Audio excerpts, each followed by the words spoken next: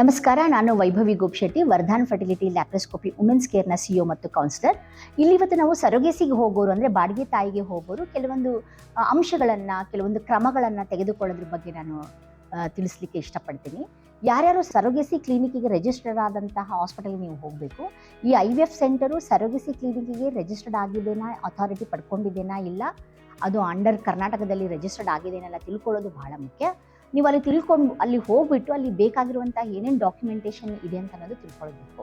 ಮೊದಲನೇದಾಗಿ ನೀವು ಮಗು ಭ್ರೂಣನ ರೆಡಿ ಮಾಡ್ಕೊಳ್ಳೋಕ್ಕಿಂತ ಮುಂಚೆ ನೀವು ಸರೋಗೇಟ್ ಮದರ್ಗೆ ಹೋಗಬೇಕು ಅಂತ ಇಷ್ಟ ಇದ್ದವರು, ಅಥವಾ ನೀವು ಸರೋಗೇಸಿಗೆ ಹೋಗಬೇಕು ಅಂತ ನಿಮಗೆ ಎಲ್ಲ ಪುರಾವೆಗಳಿದ್ದಲ್ಲಿ, ಅಂದರೆ ಪ್ರೂಫ್ಸ್ ಎಲ್ಲ ಇದ್ದಲ್ಲಿ, ಮೊದಲನೇದಾಗಿ ನಿಮಗೆ ಸರೋಗೇಟ್ ಮದರ್ ಯಾರು ಆಗ್ತಾರೆ ಅನ್ನೋದು ತಿಳ್ಕೊಳ್ಳೋದು ಬಹಳ ಮುಖ್ಯ.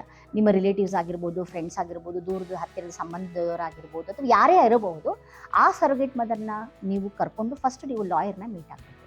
ನೀವು ಲಾಯರ್ನ ಮೀಟ್ ಆಗಬೇಕು ಅಂತಂದರೆ ಅವರು ಸರೋಗೇಟ್ ಮದರ್ನ ಎಲ್ಲ ಅಂಶಗಳು ಮಾಡಿದ್ದಾರಾ ಇಲ್ವಾ, ಕೋರ್ಟಿಂದ ಆರ್ಡರ್ ತೊಗೊಂಡಿದ್ದಾರಾ ಇಲ್ಲ, ಎಕ್ಸ್ಪೀರಿಯನ್ಸ್ ಈ ಸರೋಗೇಟ್ಸಿನ ಅವರು ಹ್ಯಾಂಡಲ್ ಮಾಡಿದ್ದಾರಾ ಇಲ್ಲ, ಇದನ್ನ ಅಂಶಗಳನ್ನ ತಿಳ್ಕೊಂಡು ನೀವು ಸರೋಗೇಟ್ ಲಾಯರ್ ಹತ್ರ ನೀವು ಹೋಗಬೇಕಾಗುತ್ತೆ. ಇದನ್ನು ಹೋಗಬೇಕಾದ್ರೆ ಅಂಶಗಳು ಬಹಳ ಮುಖ್ಯ. ಏನಂತಂದರೆ, ನೀವು ಸರೋಗೇಸಿ ಮಾಡಬೇಕಂತಂದರೆ 21ರಿಂದ 35 ವರ್ಷದ ಒಳಗಡೆ ಇರುವಂತಹ ಒಂದು ಹೆಣ್ಣು ಮಗುನ ನೀವು ತಗೊಳ್ಬೇಕಾಗುತ್ತೆ. ಅವರು ಲೈಫ್ ಟೈಮಲ್ಲಿ ಒಂದೇ ಒಂದು ಸಲ ಸರೋಗೇಸಿನ ಮಾಡಿರಬೇಕಾಗುತ್ತೆ. ಜೊತೆಗೆ ಅವರು ಮದುವೆ ಆಗಿರೋಗಿದ್ದರೆ ಮ್ಯಾರೇಜ್ ರಿಜಿಸ್ಟ್ರೇಷನ್ ಸರ್ಟಿಫಿಕೇಟು ಬೇಕು, ಅಥವಾ ವಿಡೋ ಇದ್ದರೆ ಡೆತ್ ಸರ್ಟಿಫಿಕೇಟ್ ಬೇಕು, ಅಥವಾ ಡಿವೋರ್ಸ್ ಇದ್ದರೆ ಡಿವೋರ್ಸ್ ಸರ್ಟಿಫಿಕೇಟ್ ಆಗಿರುವಂಥದ್ದು ಬೇಕು. ದಾಖಲೆಗಳು ವೆರಿ ವೆರಿ ವೆರಿ ಇಂಪಾರ್ಟೆಂಟ್. ಅವರ ಆಧಾರ್ ಕಾರ್ಡ್ ಆಗಿರ್ಬೋದು, ಎಲ್ಲ ರಿಜಿಸ್ಟರ್ಡ್ ಡಾಕ್ಯುಮೆಂಟ್ಸ್ನ ನೀವು ತೊಗೊಂಡ್ಬಿಟ್ಟೆ ನೀವು ಲಾಯರ್ ಹತ್ರ ಹೋಗಬೇಕಾಗುತ್ತೆ. ಲಾಯರ್ ಹತ್ರ ಹೋದಾಗ ಲಾಯರ್ ಏನು ಮಾಡ್ತಾರೆ ಅಂದರೆ, ಸಿವಿಲ್ ಕೋರ್ಟಲ್ಲಿ ಜಡ್ಜ್ಮೆಂಟಲ್ಲಿ ನಿಮಗೆ ಒಂದು ಹಿಯರಿಂಗ್ ಇರುತ್ತೆ.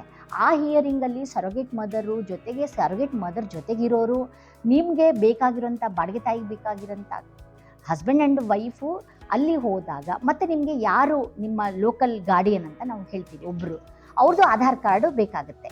ಸೊ ಇದನ್ನೆಲ್ಲ ಒಳಗೊಂಡಂತೆ ನೀವು ಹೋದಾಗ ಒಂದು ಕೋರ್ಟ್ ಹಿಯರಿಂಗ್ ಇರುತ್ತೆ. ಆ ಕೋರ್ಟ್ ಹಿಯರಿಂಗ್ ಆದಮೇಲೆ ನಿಮಗೆ ಒಂದು ಅಪ್ರೂವಲ್ ಕಾಪಿ ಕೊಡ್ತಾರೆ, ಕೋರ್ಟ್ ಅಪ್ರೂವಲ್ ಕಾಪಿ ಕೊಡ್ತಾರೆ. ಆ ಅಪ್ರೂವಲ್ ಕಾಪಿನೆಲ್ಲ ತೊಗೊಂಡು ನೀವು ಸರೋಗೇಸಿ ಕ್ಲಿನಿಕ್ಕಿಗೆ ರಿಜಿಸ್ಟರ್ಡ್ ಆಗಿರುವಂಥ ಹಾಸ್ಪಿಟಲ್ಗೆ ಬಂದು ಆ ದಾಖಲೆಗಳನ್ನೆಲ್ಲ ಒಂದು ಫೋಟೋ ಕಾಪಿ ನೀವು ಅಲ್ಲಿ ಸಬ್ಮಿಟ್ ಮಾಡಬೇಕಾಗುತ್ತೆ. ಸಬ್ಮಿಟ್ ಮಾಡಿದ ಮೇಲೆ ನೀವು ನಿಮ್ಮ ಎಂಬ್ರಿಯೋ ಟ್ರಾನ್ಸ್ಫರ್ ಮಾಡ್ಕೊಳ್ಳೋ ಅಥವಾ ಎಂಬ್ರಿಯೋಸ್ ರೆಡಿ ಮಾಡ್ಕೊಳ್ಳೋ ಒಂದು ಪ್ರೊಸೀಜರ್ನ ಸ್ಟಾರ್ಟ್ ಮಾಡ್ಕೊಳ್ಳಿ. ಯಾಕೆಂದರೆ ಈ ಅಂಶಗಳೆಲ್ಲ ತುಂಬ ಸರೋಗೇಟ್ ಮದರ್ ಸಿಗೋದು ತುಂಬ ಕಷ್ಟ.